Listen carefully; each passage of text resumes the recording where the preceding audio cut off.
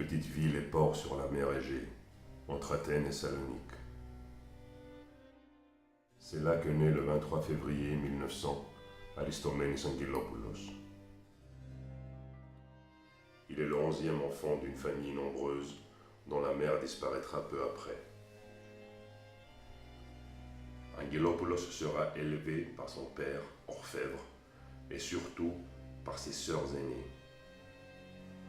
Le seul frère aîné a déjà quitté la famille et exerce le métier d'avocat à Mansoura, en Égypte. Mon itinéraire n'était pas très régulier. Très enfant, j'aimais de toute façon, comme beaucoup d'enfants, dessiner, mais même à 7 ans, je faisais des petits livres avec une histoire et je les illustrais. Ensuite, je les vendais à des amis pour m'acheter l'espiègle Lily. Ceci dit, plus tard, à l'école, j'avais un très bon professeur de dessin qui m'avait dit surtout de ne pas lâcher.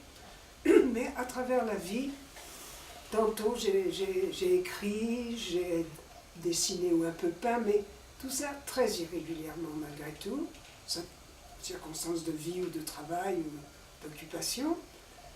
Et à un moment donné, quand même, vers les années 50, 55, j'ai commencé des contes d'enfants que j'éprouvais absolument le besoin d'illustrer.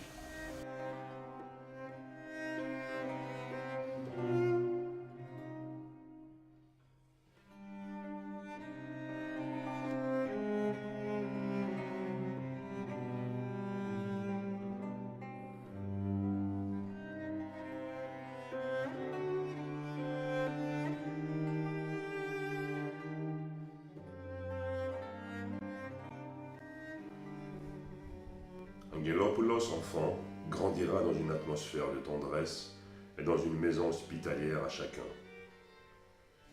Un grand plaisir aussi était pour le jeune garçon de s'évader vers le port, de rêver sur le départ ou l'arrivée des bateaux.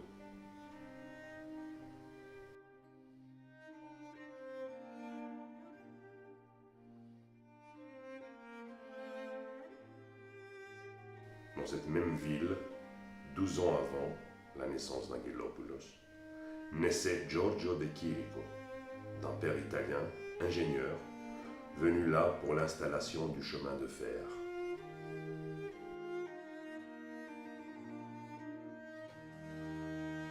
De Chirico quittera Volos à 16 ans, comme plus tard, au même âge, Angelopoulos.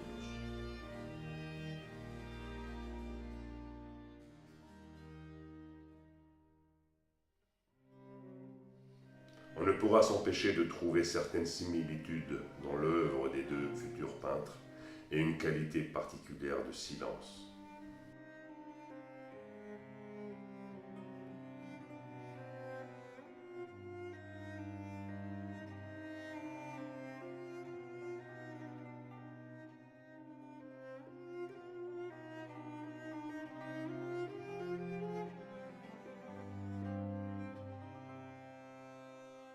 J'ai rencontré Angelopoulos présenté par Tsingos, qui avait vu mes petits contes et qui en a parlé à Angelopoulos, qui a voulu les voir et qui a dit mais il faut aller beaucoup plus loin. Les textes, c'est pas mon affaire, mais au point de vue dessin, il faut continuer, il faut aller plus loin. Et à partir de ce moment-là, j'ai pas arrêté. J'ai pas arrêté, j'étais encouragée, ce qui n'avait pas toujours été le cas avec d'autres gens. Et puis c'est resté un peu comme ça dans la maison. J'avais un professeur à mes côtés. Et puis un ami, lui un jour est venu, a vu dans les cartons des petits travaux. Il a dit mais tu laisses pas ça, tu laisses ça dans les cartons? Oui, mais il faut faire une exposition. Et ça a commencé.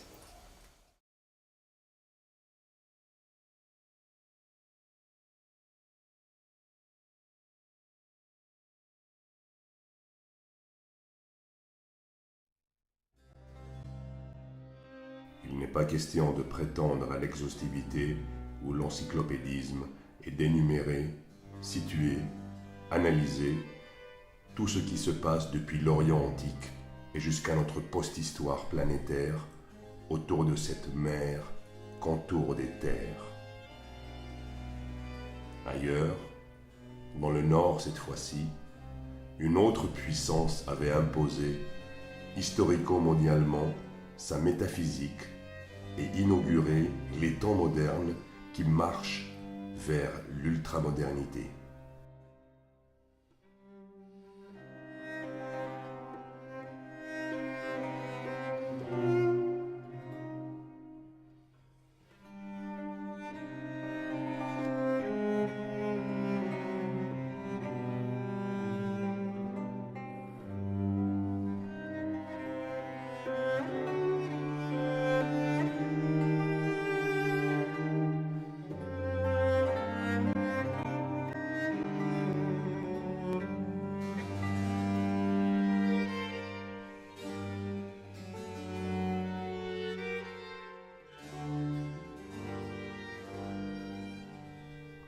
La métaphysique gréco-judéo-chrétienne, devenue européenne moderne, main dans la main avec la technique planétaire, allait dominer le globe terrestre et s'apprêter à partir à la conquête du ciel.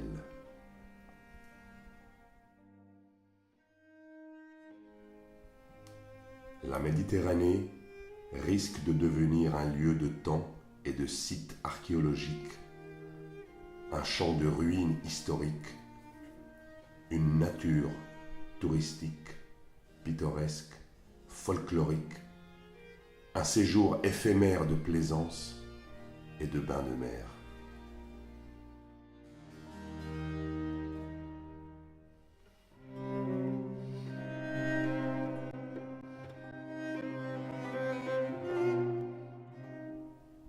Avec tout cela, elle ne cesse pas d'être l'enjeu d'affrontements stratégiques.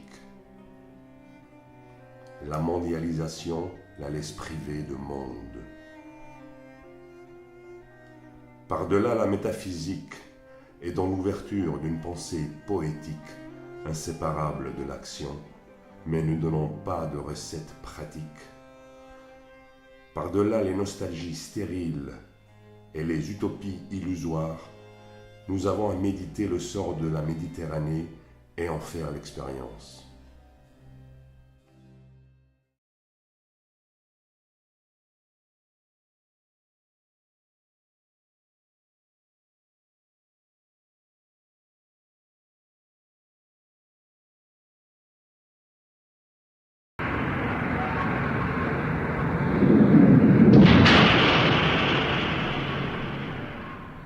Un soir de janvier 1967, en entrant dans son atelier qui était plongé dans l'obscurité, Gerasimos Sklavos a heurté l'une de ses sculptures.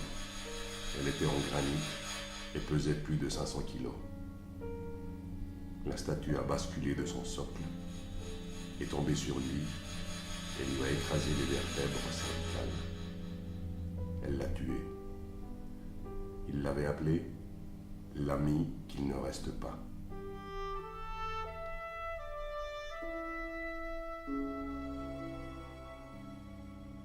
Il y avait l'obscurité dans son atelier, car le matin du même jour, en essayant de bricoler quelque chose dans l'électricité, il avait provoqué un court-circuit. Tout avait sauté et il avait eu les mains brûlées. Les uns ont dit qu'il s'était suicidé, les autres qu'il s'agissait d'un accident. Personne ne peut savoir.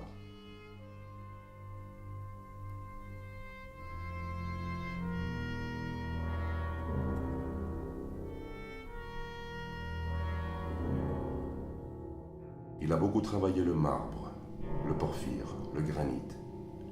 Il a manié longtemps le ciseau et par la suite, il a pénétré toutes ces matières avec le feu d'un chalumeau qu'il avait lui-même inventé.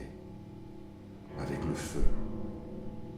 L'outil le plus humain des dieux, a écrit un critique.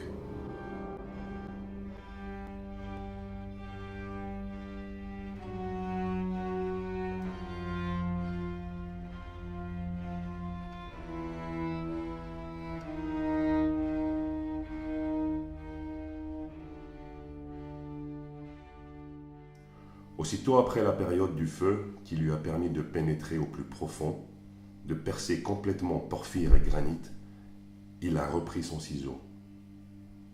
Alors il a fait des sculptures avec du granit à peine travaillé.